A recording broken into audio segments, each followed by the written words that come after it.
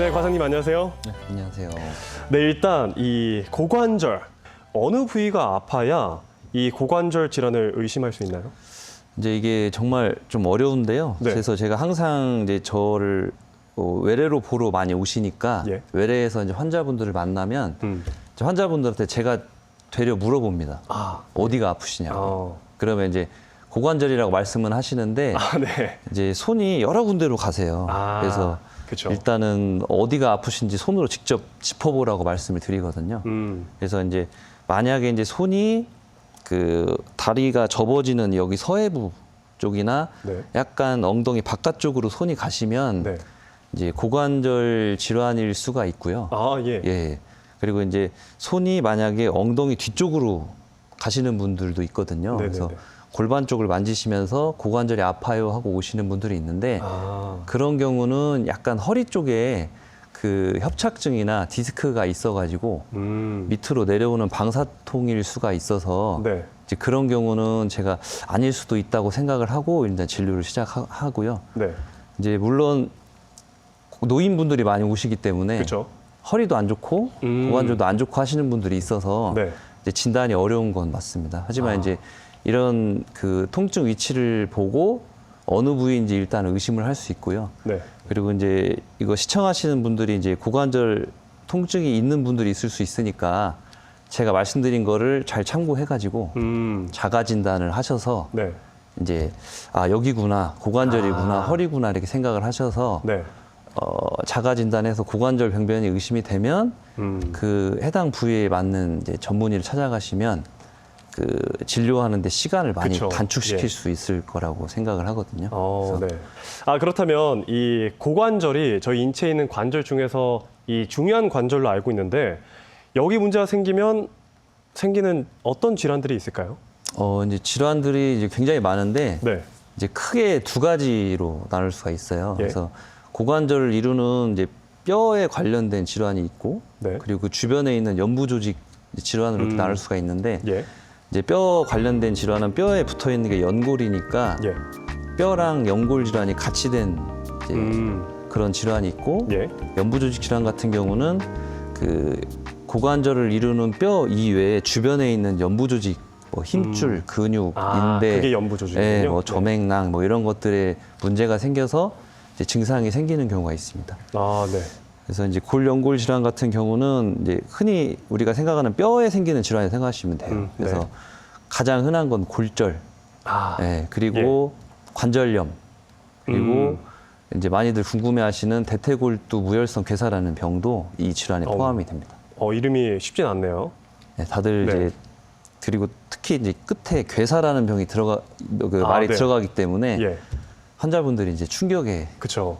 쌓이는 경우가 많죠. 겁먹을 것 같습니다. 네, 맞습니다. 그래서 네. 저는 이제 질환명을 직접 얘기하진 않고요. 음, 그냥 뼈가 약해지는 병이라고 이제 설명을 드리는데 정확한 진단명을 원하시는 경우에만 말씀드려요. 아, 그렇군요. 괴사라고 하면은 네네. 뼈가 썩는다 막 이렇게 생각을 그쵸. 많이 하셔서 예, 예. 겁을 많이 먹고 네. 도망가시다시피 가시는 경우가 많거든요. 그랬을 것 같습니다. 네. 네네. 이런 얘기가 있습니다. 고관절 질환은 수술만이 정답이다. 이런 좀 오해가 있는데 좀 사실인가요? 전혀 아니죠. 네. 일단은 고관절 질환이 아까 두 가지로 크게 분류한다고 말씀드렸는데 네. 골연골 질환 같은 경우는 방금 설명드린 것처럼 증상 초기에는 약물 치료에 반응도 잘하고 환자분들도 잘 버티기 때문에 절대 수술만 하진 않고요. 네. 그 아까 말씀드린 연부 조직 질환 같은 게 여러 가지가 있는데 보통 힘줄이나 그리고 인대 그리고 저맥낭 이 부위에 문제가 많이 생기는데 마찬가지로 거기에 염증이 생겨서 증상이 생기기 때문에 그 염증에 관련된 약이나 아니면 물리치료 등으로 치료가 가능합니다. 아, 그렇군요. 네, 그렇다면 이 지금까지는 좀 노인분들, 좀 어르신분들 얘기도 많이 했는데 이 성인뿐만 아니라 유아기들도 주의해야 할 고관절 질환이 있다고 합니다. 혹시 그게 무엇일까요? 이제 외래를 보면은 이제 부모님들이 아이를 네. 데리고 잘 못 걸어요, 절어요 이렇게 많이 오거든요. 네. 근데 보통은 이제 저희가 외래가 매일 있는 게 아니다 보니까 그렇죠. 증상이 조금 호전돼서 오세요. 근데 이제 그 질환이 뭐냐면은 그 일과성 활액막염이라는 이제 질환입니다. 네. 그게 이제 보통은 이제 젊은 그 유아기 때나 초등학교 저학년 그때 많이 생기는데 네. 그때 아이들이 이제 감기를 잘 앓잖아요. 아, 네. 그래서 감기를 앓고 난 후에 관절에 염증이 생기는 질환이라고 생각하시면 되고 네. 또 다르게는 활동이 엄청 많은 남자아이들 네. 많이 활동을 하는 남자아이들에서 많이 생깁니다. 아. 그래서 이제 설명드릴 때는 관절 감기다 이렇게 아, 관절 감기. 표현을 하거든요. 그래서 이제 예후가 이제 궁금하실 텐데 네. 대부분은 이제 보존 치료로 다 호전이 되세요. 일단은 증상이 심한 아이 같은 경우는 입원해서 그 침상 안정을 시키고 네. 소염제 같은 게 이제 반응을 잘해서 잘 치유가 되고 있습니다. 그렇군요. 그렇다면 만약에 아이가 잘 걷다가 갑자기 좀 걷지 못한다. 그런 경우 이 고관절 활액막염을 좀 의심해 볼 수 있는 건가요? 네, 맞습니다. 그래서 아. 방금 설명드린 것처럼 네. 대부분 외래로 예. 다리를 절거나 갑자기 걷지를 못하거나 아이가 다리를 부여잡고 울고 하는 것 때문에 많이 우는데 네.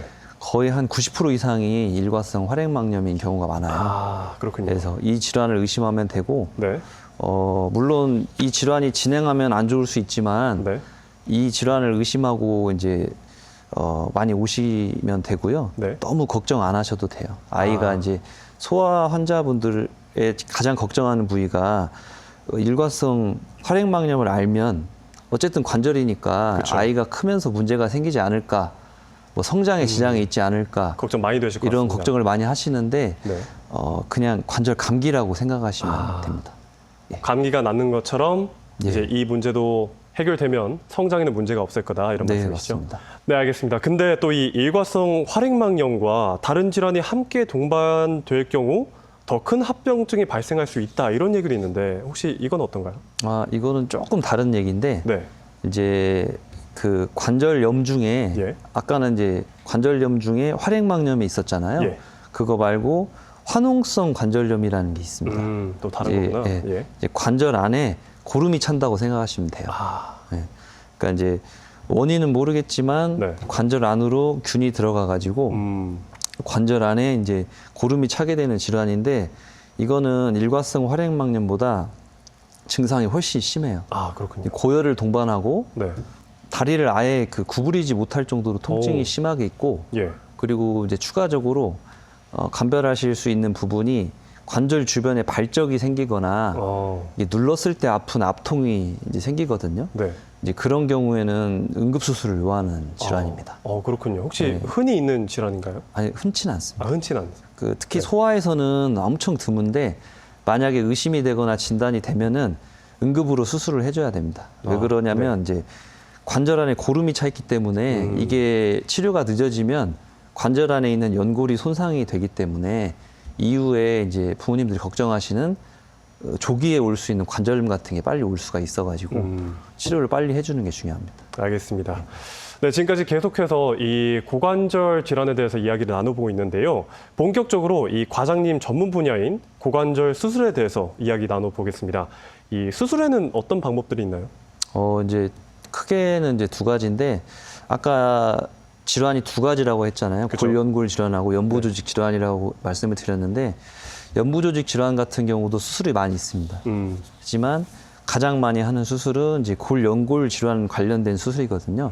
그래서 가장 많이 하는 수술은 이제 골절이 됐을 경우에 그 관절을 보존하기 위한 금속 정이나 이제 나사못 등을 이용해서 고정하는 수술이 있고요. 네. 그 다음은 이제 골절이나 아까 뭐 관절염이나 우열성 괴사 같은 경우가 왔을 경우에 그거를 이제 근본적으로 해결할 수 있는 인공관절 치환술 이렇게 두 가지가 있고 적응증을 간단하게 말씀드리면 네.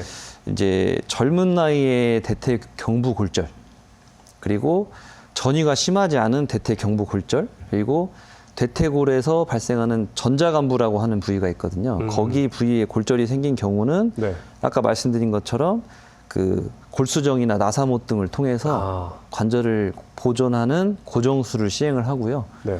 아까 대퇴 경부 골절 중에서도 전이라는 게 이게 틀어진다는 말인데 전이가 심하거나 너무 고령인 경우 네. 그리고 퇴행성 관절염이 심한 경우 그리고 대퇴골두 무혈성 괴사가 심한 경우에는 인공관절 치환술을 시행합니다. 아, 그렇군요. 지금 방금 전에도 이 인공고관절 수술 얘기를 하셨는데 제가 알기로는 굉장히 어려운 수술이라고 얘기를 들었거든요. 혹시 조금 더 설명해 주실 수 있을까요? 이제 앞서 설명드린 경우가 이제 적응증이 되겠고요. 네. 그리고 이제 이 수술 자체가 관절을 아예 없애고 인공 고관절을 만들어 가지고 넣는 수술이기 때문에 이제 수술자의 경험이 굉장히 중요한 수술이고요. 그리고 수술 전에 이제 그 환자에 따라서 이전의 보행 상태 그리고 고관절이니까 무릎 관절이나 허리 관절의 수술력 어떤 수술을 하셨는지 그리고 수술 전에 신체 검진 통해서 다리 길이 등 이제 여러 가지를 체크를 해가지고 수술을 진행합니다. 아, 네. 네, 그래서 골절인 경우는 입원 후에 이제 바로 수술을 하는 경우가 많은데 네. 관절염이나 대퇴골두 무혈성 괴사 같은 경우는 이제 수술 시기를 정하는 게 이제 의사마다 다릅니다. 이거는 왜 그러냐면 영상 검사상 진단이 되고 통증이 있으면은 바로 수술을 시행하는 경우도 있고 네. 영상 검사상에서 진단이 되고 통증이 심하지 않으면 약물 치료를 이제 등으로 보존적 치료를 시행하는 경우가 있고 네. 또 다른 경우는 영상 검사상에서는 너무 심하게 관절이 망가졌는데 환자분들의 증상이 아주 경미한 경우가 있어요. 아, 그렇구나. 예, 그래서 네. 영상 검사상으로는 수술을 무조건 해야 되는 환자 같은데 증상이 심하지 않기 때문에 수술을 이제 결정하는데 어려운 경우가 많습니다. 그래서 이렇게 의사나 환자마다 다르기 때문에 네. 꼭 수술을 결정해야 된다고 생각하지 마시고 네. 일단은 증상이 있거나 그런 얘기를 들으셨으면 그 해당 병원을 찾아서 네. 전문의와 이렇게 상담을 하신 후에 결정하시는 게 좋을 것 같습니다. 알겠습니다. 확실히 상담을 직접 받아야 이 정확한 답변을 내려주실 수 있기 때문에 일단 내원하는 게 중요하다는 말씀이시죠? 네, 맞습니다. 알겠습니다. 그렇다면 또 이 인공관절이라고 하면은 수명이 얼마나 될까 궁금하신 분들도 많을 것 같은데, 네, 수명이 얼마나 되는지 그리고 혹시 합병증은 없는지 네, 답변 부탁드리겠습니다. 이제 수술 받으러 오시는 분들이 가장 많이 하는 질문입니다. 네, 그래서 몇 년 써요. 네. 이렇게 특히 젊으신 분인데 대퇴골두 무혈성 괴사가 와서 증상이 심해서 수술을 결정해야 되는 경우에 이런 얘기를 가장 많이 물어보시는데 이제 보통은 통상적으로 수명은 한 25년 정도 이렇게 알려져 있는데 네. 최근에는 이제 그 관절 역할을 하는 그 부분이 기구가 많이 개선이 돼가지고 엄청 좋은 재질로 많이 개선이 됐기 때문에 네. 이 관절 부분 때문에 수명을 25년 정도로 이제 옛날엔 생각을 했는데 예. 이 부분이 많이 개선돼서 거의 반영구적이라고 생각하시면 되겠고요. 네. 이제 수술 후에 오는 합병증 같은 경우는 이제 가장 이제 염려되는 건 이제 탈구, 관절이 빠지는 거죠. 네. 그리고 이제 감염. 어쨌든 관절을 절개해서 열었다가 닫았기 때문에 그쵸.